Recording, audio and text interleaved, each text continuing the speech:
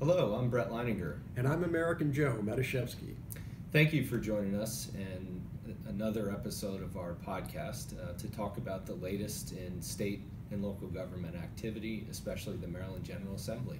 Today we'll be talking about two issues. The first issue is the change or the apparent change in the presidency of the Maryland State Senate and the passing of Elijah Cummings, a congressman from Baltimore.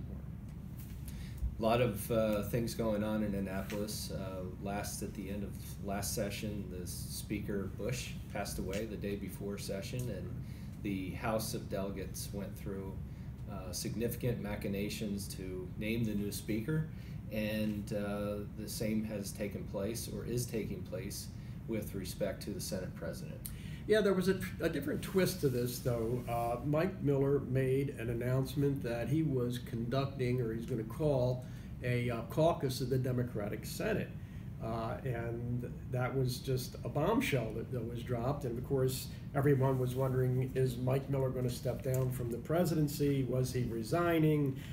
Who among the hopefuls would step forward and take place? Well, as it unfolded, whatever the announcement was going to be, it was going to be a surprise. And Mike Miller announced that he was stepping down from the presidency after over 3 decades of leading the Maryland Senate, the longest serving president of the Senate in the country, a record holder. He was going to step down from the presidency, but he was going to remain as the senator from District 27. So that started all kinds of rumors that we've heard along the hallways in Annapolis. Yeah, there were some discussion of certain frontrunners, Senator Gazzoni from Howard County, Senator Peters from Prince George's County. We heard other names, Senator King from Montgomery County, Senator and then Pinsky. Senator Pinsky from Prince George's County, and then as we got closer to the actual caucus meeting, Senator Ferguson from Baltimore City's name started to surface.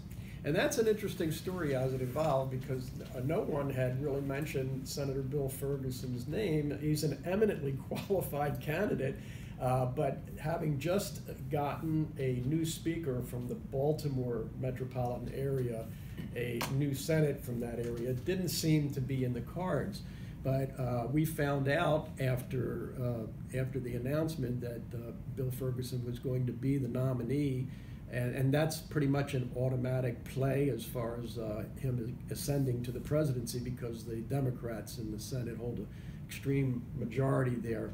But what we found out is that Senator Dolores Kelly, chair of the Finance Committee, extremely connected and extremely strong senator, sat down with Bill Ferguson, and she looked at this chess game that was going on, and the more she lobbied Senator Ferguson, who was reluctant at first to seek the presidency, the more he thought about it, then he decided to throw his hat in the ring and travel around the state to try to get support. And what's interesting is that when Senator Ferguson won his primary 8-9 years ago, yes, he came to visit the former state senator of his district, American Joe Matuszewski.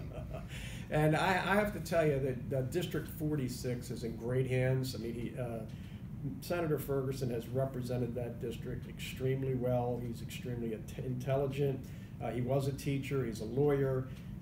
He really has the credentials to carry forward, the leadership of the Maryland Senate. Yeah, absolutely. So, as we mentioned before, we'll talk about the passing of Congressman Elijah Cummings. Yeah, I had the honor of serving with Elijah Cummings in the House of Delegates years ago. We were both members of the Baltimore City delegation. He was very dedicated and an intense legislator, especially on the floor. He had a gift for getting his message across. I remember that he had risen to speak against the death penalty in the House, and I sat one row in front and 2 seats away, so I got the full volume and vibration of his ability. But he got up, and every time he got up, he gave a very, very good presentation, but he gave such an impassioned speech on the floor that his voice, not only was he on point and did he make all of his comments exactly right. His voice reverberated and just shook the walls of the House of Delegates chamber. It was just impressive and overwhelming. It was a magnificent messenger, not only for his issues, but for his constituents. Absolutely. I was the chair of the Boys and Girls Club in Baltimore City, and he was a speaker at one of our galas, and you could hear a pin drop, and just very passionate, great speaker. And as with anything in politics, now there's a void to fill, and we'll see what happens on that front to replace him in that congressional seat. So we'll address that as we move along, because that's definitely going to be and candidates are entering that race as we speak, and that race will be a crowded field trying to fill his vacated seat. So thank you again for joining us for our podcast. Please check our podcast out online for additional information and updates about state and local governments and activity at the Maryland General Assembly. And please visit our website at www.oldlinelobbying.com and follow us on social media.